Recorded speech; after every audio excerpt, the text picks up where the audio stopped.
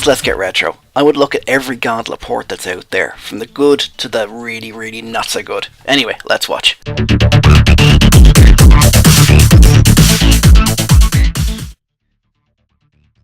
Hey there, it's day 4 in the Gauntlet. No, it's edition 4, video 5. Because I'm including the arcade as a little edition 0. I'm looking at the Amstrad version today. I'm doing a couple of different things. I'm going to adjust the focus in a second, just so you get a bit less black bars on screen, just because you're probably watching this on a widescreen monitor, and between the Gauntlet game having its own black bars and the video doing odd things, there's probably a bit of real estate on the screen not being used, so I'm going to try and tweak that a little bit. I'm also showing the loading screen here. I did it for the Atari. I missed it for the Spectrum and the Commodore. I might include them in the... I'm going to do a roundup review at the very end. So, oh, listen, shout out to Grub Gun. Nice guy, left a post, left a message. Glad you're enjoying the videos, man. And, yeah, you've made me realise something. When I start doing newer machines, there's going to be less and less differences between the versions. So 8 bits, loads of variety. When we get to the 16 bits, well, there mightn't be as much, but we'll work around it. But yeah, listen, thanks for the message. If anyone wants to leave replies, messages, whatever, feel free. Anyway, this is the Amstrad version. It's kind of weird. Usually when I'm looking at Amstrad versions, they're really doing their own thing, or they're similar to the Spectrum. This one kind of looks more like the Commodore. I mean, it's like a more colourful version of the Commodore.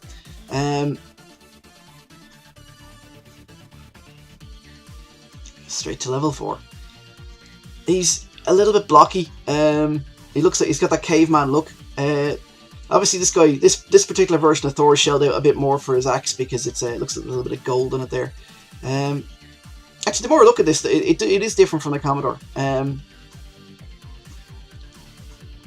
It's nice. It's very, very colourful.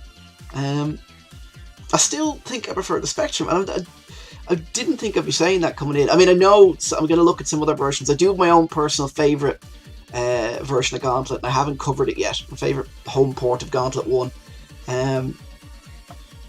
But I do like the Spectrum. Like, you know, they've all they're all decent enough conversions. The Atari is probably the worst. But again, you know, I can't say this enough. The Atari 8-bit didn't get very many, you know, good arcade releases from this era, and it got after this era. You know, when you get to 87, 88, there was very, very little.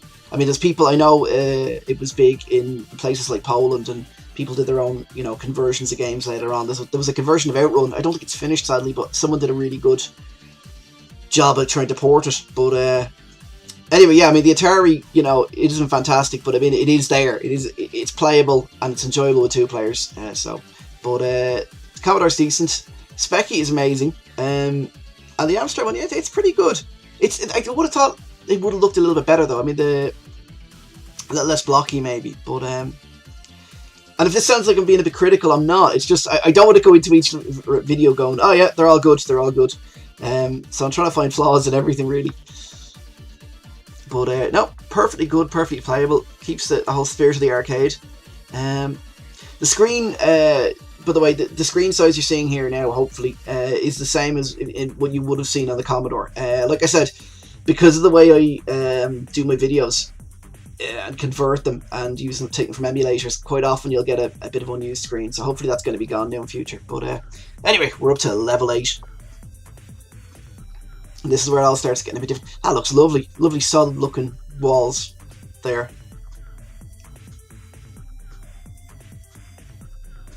Music you hear in the background, by the way, it's all from Matt McFarland. There should be a link in the comments there. But this stuff's very good, worth checking out. It just makes it slightly better than just me talking away in silence. Gauntlet didn't really have much of a... there was a little bit of background music starting the game, and between levels you get a bar or two of a song, but otherwise it's all about the pew pew. No, in the arcades, in fairness, that was probably because you had the speech, Stephen Hawking doing his cameo. There's something I've always wondered. If Stephen Hawking is on Futurama, did they actually, or Simpsons or whatever, did they actually get him in, or did they just, you know, use the same voice software and credit to him? I don't know. It's stuff that this is kind of, you know, you end up thinking about late at night, drunk. Anyway, here we go. Slapping some demons around. It's just really, it's nice and fast. Oh, hidden walls. Maybe this is where this hidden potion is. Oh, he's biting me.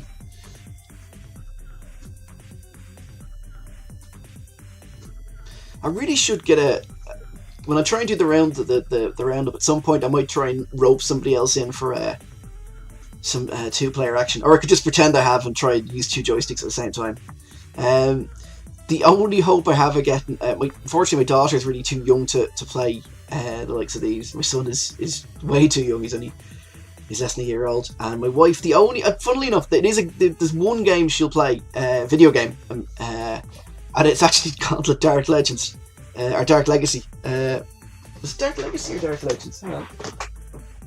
I should know that. It's Gauntlet Legends and Gauntlet Dark Legacy, yes. A couple of years back we actually played through the whole thing, and she's not really a gamer, but I'll be covering that later on. I don't know if I'll be able to rope her into doing the YouTube video with me, but we'll see. Now those... Oh, bugger! I was meant to say those things that I'm not going to step on are traps. And the old music kicks in. Right, yeah, there you go. Look, that's the second player there. It's just I just hit with the keys to trigger him. What are the keys? Oh, this is the problem I have in that sometimes when you're playing with emulated games, the keyboards and you can have keyboard issues. So I'm not 100% sure what his keys are. Let's see. I was trying to do the teleport trick there, but it won't let me. Anyway, oh look, he's firing again. Oh, and he's moving a bit. He's like doing some sort of Egyptian walk there. One hand in front of him, one hand underneath behind. Anyway, that's been the Amstrad version. And next up, I'm going to look at the NES. Anyway, thanks for watching, guys. See you next time.